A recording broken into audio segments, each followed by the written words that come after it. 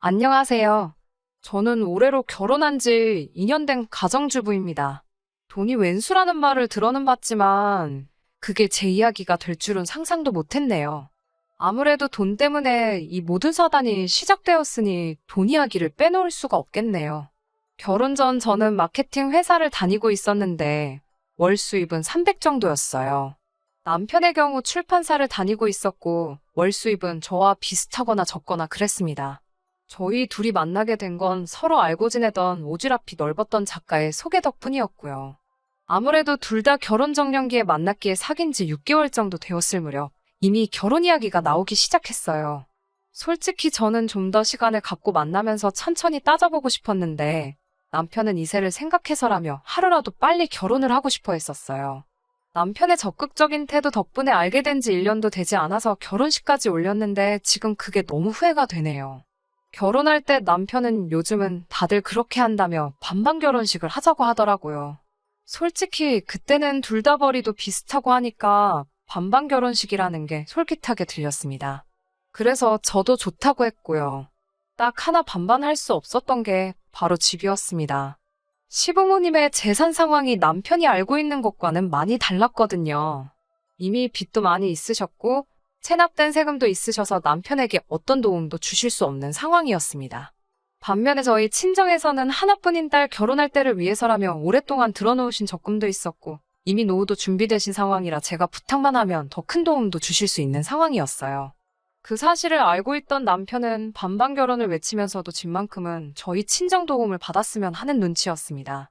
사실 저도 주변 사람들 눈도 신경 쓰이고 해서 집만큼은 그래도 어느 정도 번듯한 곳으로 가고 싶더라고요.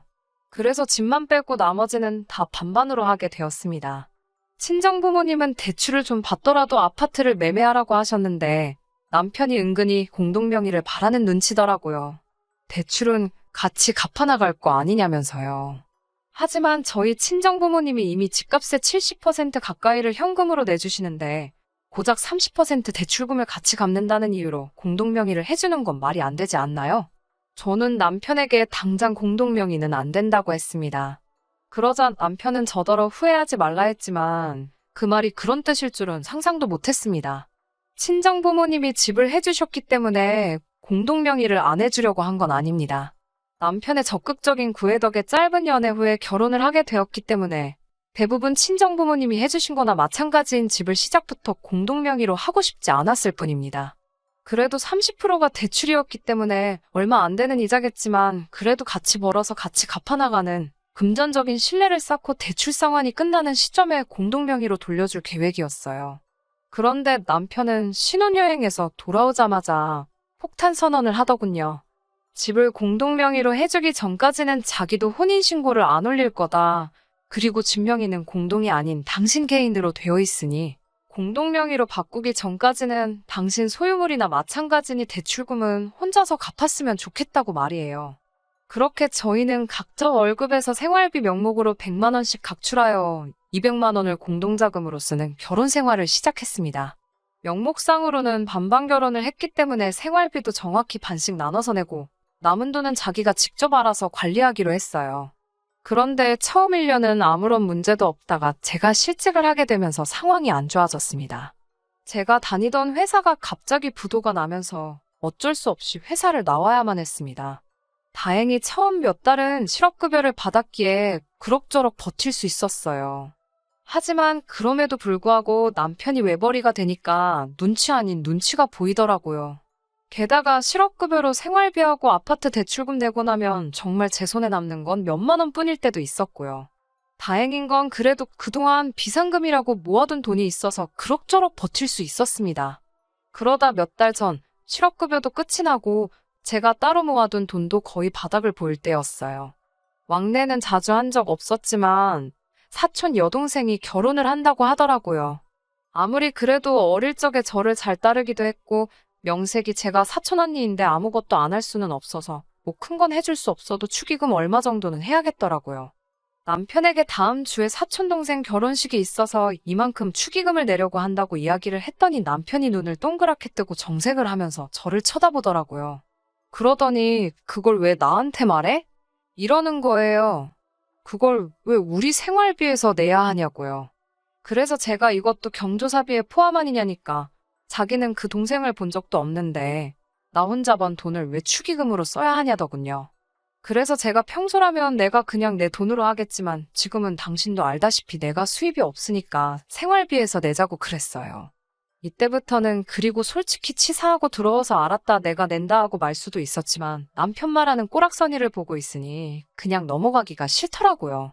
도대체 뭐 이런 인간이 있나 싶어서 저도 따지고 들었습니다. 이때 이미 저도 치사한 기분이 들었고요. 솔직히 실직 전에는 저희 가족이나 제 지인들의 경조사가 있으면 당연히 전부 제가 부담했었고 심지어 시부모님 용돈도 남편이 너무 야박하게 드리면 제가 조금씩 더 얹어서 드린 적도 있었습니다. 저는 당연히 부부니까 이런 걸 하나하나 언급하면서 생색내기도 싫었고 그럴 필요도 못 느꼈어요. 하지만 남편은 저와 다른 어떤 기준이 있었나 봐요. 결국 남편은 축의금을 주는 대신 저에게 차용증을 쓰라고 하더라고요. 나중에 직장이 생기면 그만큼 다시 생활비 통장에 채워넣겠다고 약속을 하라는 거예요. 그래서 실제로 차용증을 쓰고 오기로 생활비에서 돈을 빼서 축의금으로 냈습니다. 솔직히 남편이랑 저랑 결혼식에 가서 먹은 밥값이 그만큼은 나왔을 거예요. 결혼식이 끝날 때까지 아무 일 없다는 듯 뷔페를 몇 접시고 퍼다 먹는 남편을 보는데 꼴도 보기 싫고 오만정이 다 떨어지더라고요. 남편은 이죽대면서 너는 이제 돈이 얼마나 없길래 축의금도 차용증까지 써서 내냐고. 이제 조금 있으면 집도 팔아야겠다. 하면서 저를 비웃더라고요. 이제라도 공동명의 해주면 자기가 대출금 정도는 같이 내주겠다고 킬킬대면서요. 사실 실직 이후로 저도 자존감이 많이 낮아져 있는 상태였고 남편은 농담이라고는 했지만 번번이 저를 보면서 누구는 좋겠네. 일 안 하고 놀고 먹어도 나라에서 돈 나오고 남편이 돈 벌어오고 얼마나 행복할까? 라면서 빈정거린 적이 한두 번이 아니거든요. 그럴 때마다 진짜 짜증나고 스트레스도 많이 받아서 제가 왜 말을 그렇게 하냐고 따지면 농담인데 왜 그렇게 예민하게 받아들이냐고 역으로 받아쳐왔어요. 그러다 보니 내가 진짜 지금 예민해서 별거 아닌데 과민 반응하는 건가? 내가 문제인가? 그런 생각까지 들더라고요. 그런데 이번 경조사비를 따지는 과정에서 남편의 가치관과 사고방식이 원래 그 모양이라는 걸 알게 된 거죠. 거기에 아직도 진명이 문제로 저한테 앙심을 품고 있다는 사실과 아직도 호시탐탐 아무것도 하지 않고 진명이를 공동명의로 돌리고 싶어 한다는 걸 알게 되었습니다. 그날 이후로 저는 무조건 일단 직장부터 잡아야겠다는 생각이 들었습니다. 사실 실업급여도 있고 하니까 좀 시간을 갖고 마음에 드는 회사를 찾아서 신중하게 지원하고 싶은 생각이었어요. 그때만 해도 남편이 저를 믿고 지지해주는 줄 알았지. 속으로 저렇게 쪼잔하고 치사한 사람인데다가 아파트 명의를 노리고 있는 줄도 모르고 그저 저를 응원해주고 있을 거라 믿었거든요. 실직한 동안 사실 아이 계획도 갖고 해서 다른 의미로 안정적인 정착 같은 장기적인 목적을 갖고 생각하고 있었는데 남편의 실체를 알게 되면서 제 계획도 달라지게 되었네요. 하지만 이혼까지는 생각하지 않았습니다. 어떻게 참교육을 시켜줄까 그런 생각만 했었어요. 이혼도 사실 상관이 없었죠. 남편이 공동명의를 미끼로 혼인신고조차 올리지 않은 상황이었으니까요.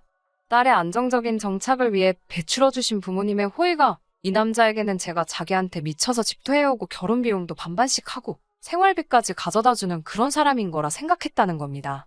아무튼 그런 와중에 전 직장에서 저를 예뻐라 하던 선배의 소개로 다른 마케팅 회사의 경력직으로 입사를 하게 되었습니다. 도중에 이야기가 잘 돼서 월급이 상당히 많이 올랐어요. 남편은 제가 다시 돈을 벌기 시작해서인지 예전처럼 자상하고 아무 일도 없었다는 듯 저를 대했습니다.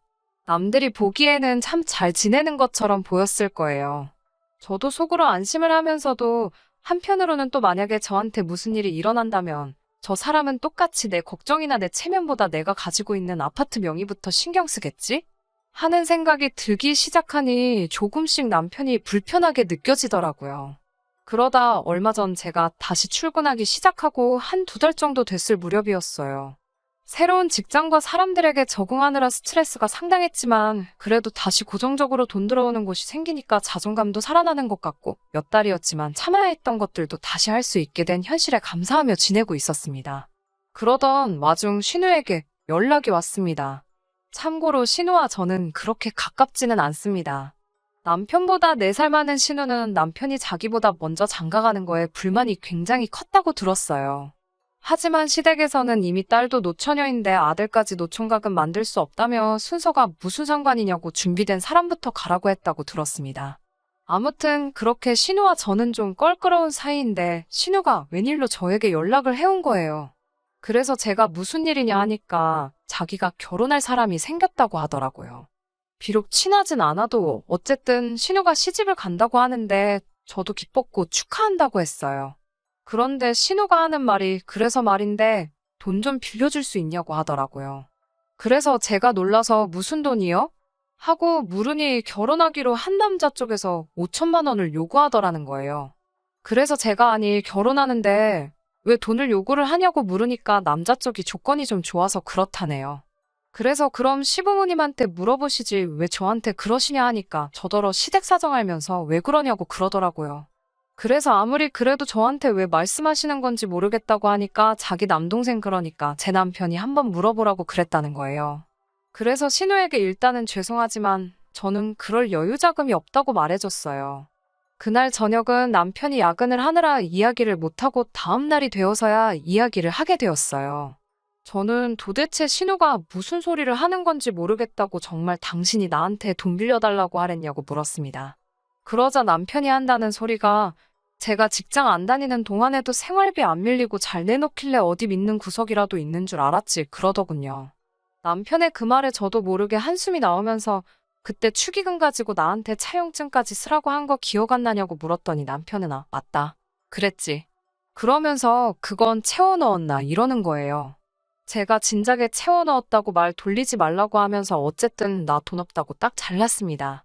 그러자 남편도 갑자기 뭐가 기분이 나빠졌는지 근데 축의금 이야기를 지금 왜 꺼내냐면서 저더러 그때랑 지금이랑 경우가 같냐고 오히려 적반하장으로 나오더라고요. 그래서 제가 뭔 소리 하는 거냐고 뭐가 다르냐고 둘 다 돈이 문제인데 이러니까 사촌은 남이나 마찬가지지만 신우는 한 가족이라고 말도 안 되는 문언니를 또 펼치더라고요.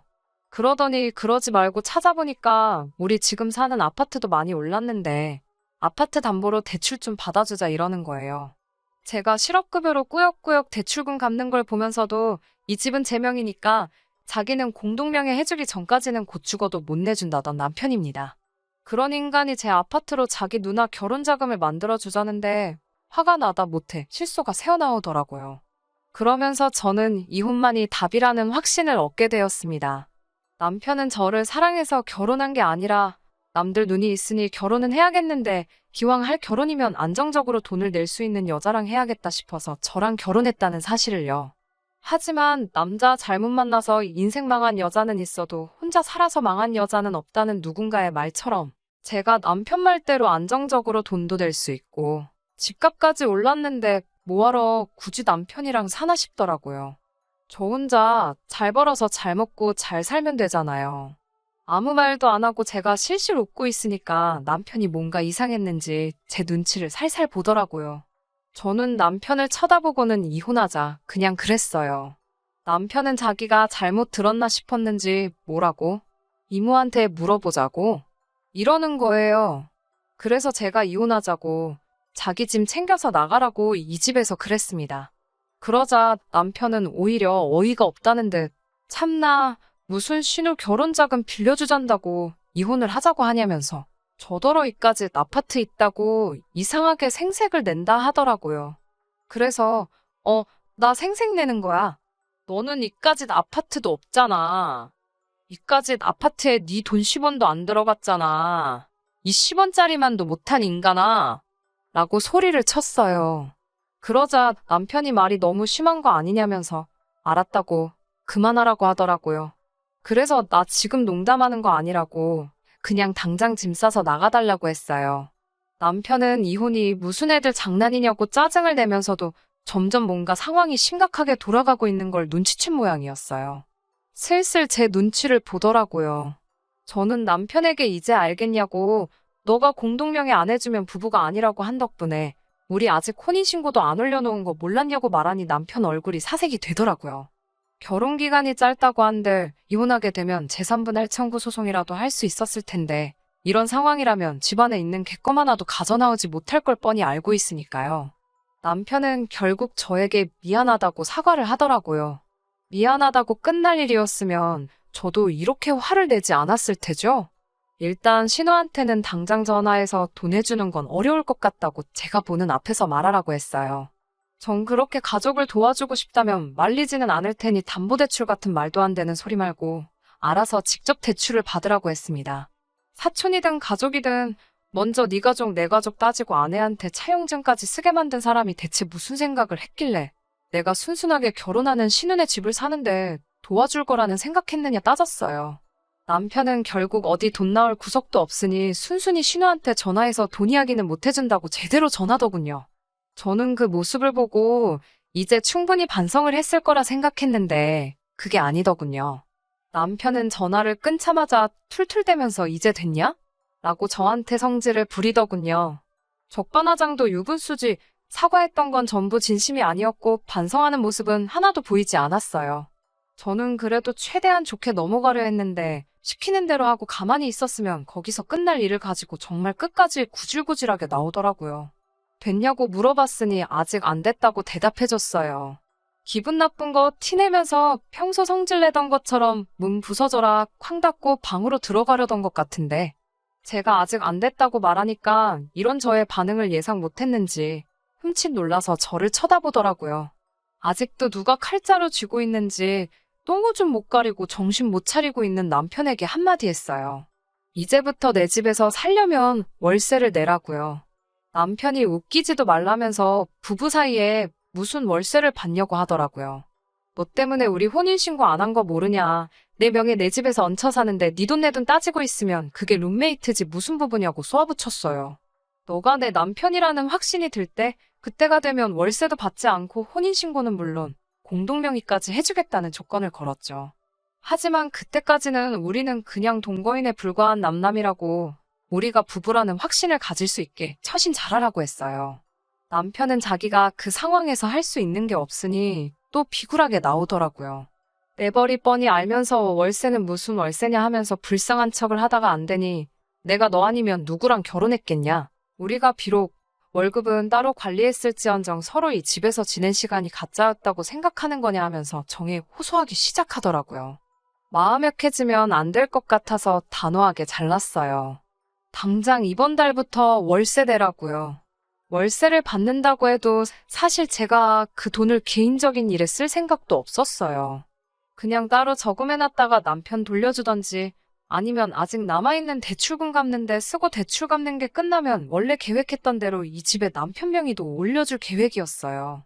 그런데 남편은 뭐가 그렇게도 불공평하다는 생각을 했는지 일주일도 안 돼서 아주 기고만장해서 저를 부르더군요. 그동안 자기가 법을 좀 공부했다고 하더군요. 변호사 같은 법조인을 만나고 온 건 아닌 것 같고 제가 볼 땐 그냥 핸드폰으로 인터넷 좀 뒤적이다가 온 것 같았습니다. 비록 혼인신고를 안 했어도 결혼식을 올렸고 일정 기간을 부부처럼 살았으면 그건 또 부부로 인정된다고 하더라고요.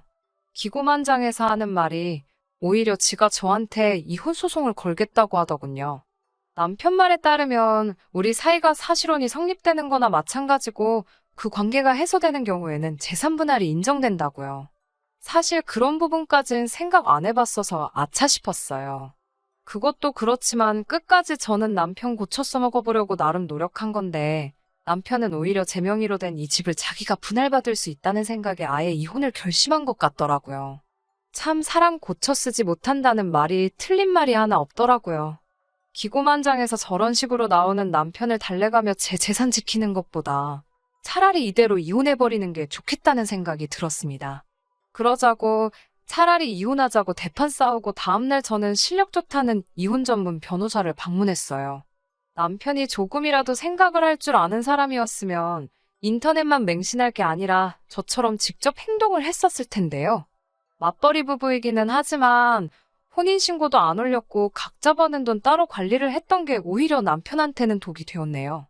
대출금을 전부 제가 번 돈으로 갚았어야 했고 그로 인해 남편이 우리 집에서 공동재산 증식에 관한 기여도가 0에 수렴했기 때문에 재산 분할을 받지 못할 거라는 설명을 들었습니다.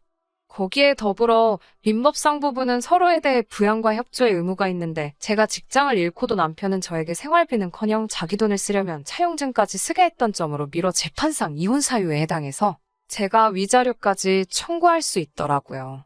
그 사실을 남편에게 말해주니 그제서야 이혼하자는 건 사실 장난이었다는 식으로 얼렁뚱땅 사과하며 넘어가려고 하더라고요. 자기가 저랑 이혼을 왜 하겠냐며. 저는 마음 바꾸지 않았어요. 남편이 보는 앞에서 집안에 있는 남편 옷 가지며 짐이며 다 빼와 거실 바닥에 던져놓고 지금 그냥 말로 할 때 나가버릴래? 아니면 원하는 대로 이혼 소송 걸어서 나한테 위자료까지 뱉을래? 너가 정해 라고 했더니 무릎을 꿇고 제 앞에 몇 번을 빌다가 결국엔 자기 짐을 주섬주섬 챙겨서 나가더군요. 빈털터리가 돼서 나가는 모습을 보니까 조금 안쓰럽기는 했지만 결국 자기가 자기 꾀에 넘어간 거나 마찬가지니 오히려 속은 후련했습니다. 계산 빠르고 욕심 많은 성격 알고 있었지만 저는 남편의 그런 성격이 저희 단점을 보완해 줄 거라 믿었었거든요. 월급 잘 모아서 손해 안 보고 잘 살아갈 거라 믿었던 제가 바보 같습니다. 그래도 마지막 가는 길에는 크게 한 방 먹여줬으니 내쫓기는 그 모습 타산지석으로 삼아서 저도 적당히 욕심부리며 살아가려고 해요. 그러면 저의 이야기는 여기서 마무리 짓도록 하겠습니다. 끝까지 들어주셔서 감사합니다. 오늘의 사연은 여기까지입니다. 구독과 좋아요, 알람 설정 부탁드리고 더 좋은 사연으로 다시 찾아뵙겠습니다. 감사합니다.